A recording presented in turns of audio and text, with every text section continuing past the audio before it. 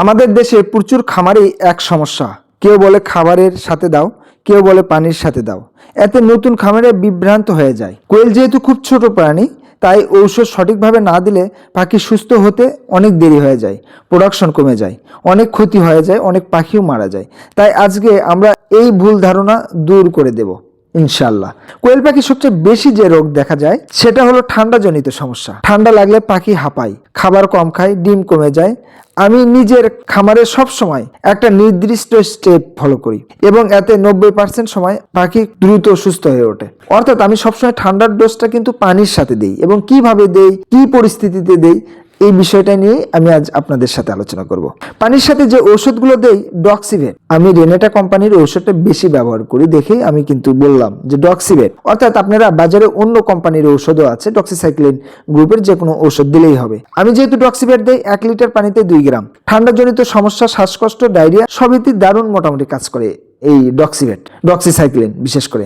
মাইক্রোনিড 1 litre পানিতে 1 গ্রাম। Immunity বাড়ায়, পাখিকে দ্রুত রিকভার হতে সাহায্য করে। অর্থাৎ এটা অ্যান্টিবায়োটিক। ঠান্ডার ডোজের সাথে অর্থাৎ ঠান্ডার ঔষধের সাথে যদি আমি ডক্সিসাইক্লিনের সাথে মাইক্রোনিডটা দিই তাহলে আরো দ্রুত গতিতে কাজ করে। 2+ দিই কারণ এটা টক্সিন বাইন্ডার একটা ঔষধ, যেন কোনো গ্যাস ক্রিয়া সৃষ্টি না করে, মাথা না ঘোরে, এই জন্য কিন্তু আমি 2+ সাথে দিই। 2+টা দিই 1 লিটার পানিতে 1 গ্রাম পরিমাণ।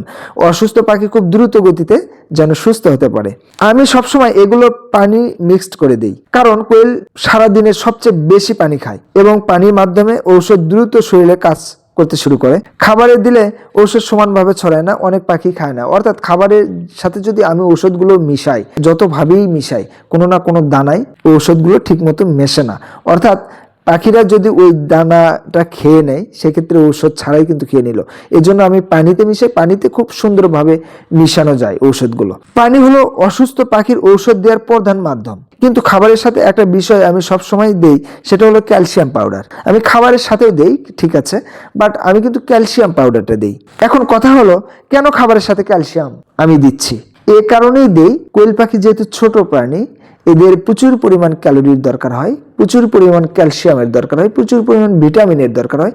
এই ছোট একটা প্রাণী প্রতিদিন একটা করে ডিম দেয়, এই জন্য আমি ক্যালসিয়াম খাদ্যের সাথে দেই সপ্তাহে 2 থেকে 3 দিন পর্যন্ত। ডিমের খোসা শক্ত হয়, এতে ডিমের আকারও বড় হয়, দেখতেও সুন্দর লাগে, পাখির হাড় শক্ত থাকে, প্রোডাকশন স্থিতিশীল থাকে। অর্থাৎ প্রোডাকশন যে অ্যাকুরেট পরিমাণের নিয়মিতই পাই, পাখি দুর্বল হয় না, পাখিগুলো খুব ভালো থাকে।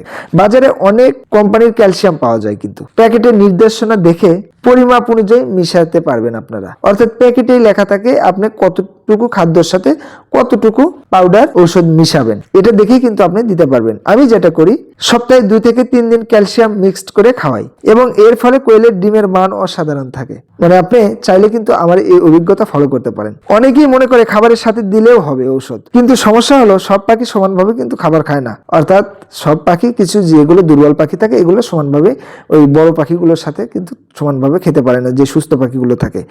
ঔষধ খাবারের প্রতিটি দানায় সমানভাবে কিন্তু মেশেও না। রোগ যদি গুরুতর হয় খাবারের মাধ্যমে ফলাফল আসে খুব ধীরে।